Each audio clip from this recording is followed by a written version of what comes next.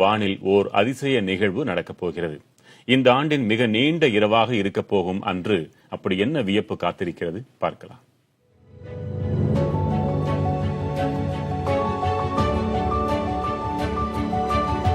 எண்ணிலடங்கா அதிசயங்களை நாள்தோறும் நிகழ்த்திக் கொண்டே இருக்கும் அதி அற்புதமான அண்டம்.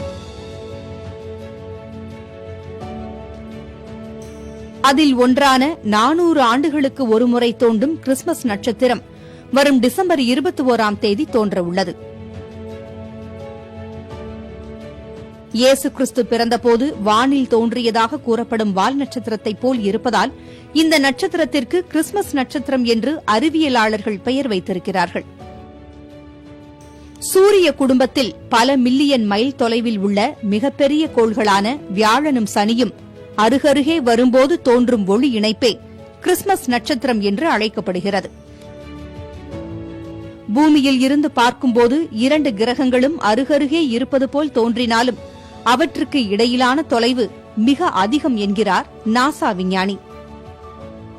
1226ஆம் ஆண்டு வியாழனும் சனியும் அருகருகே வந்ததால் தென்பட்ட கிறிஸ்துமஸ் நட்சத்திரம் மீண்டும் 1623ஆம் ஆண்டு ஜொலித்திருக்க வேண்டும்.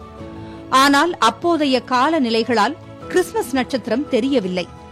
அதனால் 800 ஆண்டுகளுக்கு பிறகு வரும் 21ஆம் தேதி தோன்றும் கிறிஸ்துமஸ் நட்சத்திரத்தை வானியல் ஆய்வாளர்கள் உற்று நோக்கி வருகின்றனர்.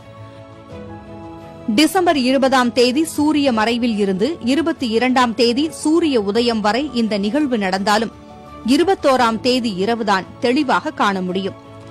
பூமி பந்தின் எந்த மூலையில் இருந்து பார்த்தாலும் கிறிஸ்துமஸ் நட்சத்திரத்தை கண்டு ரசிக்கலாம். டெலஸ்கோப், பைனாகுலர் உதவி இருந்தால் தெளிவாக பார்க்க முடியும். புதிய தலைமுறைக்காக கார்த்திகா.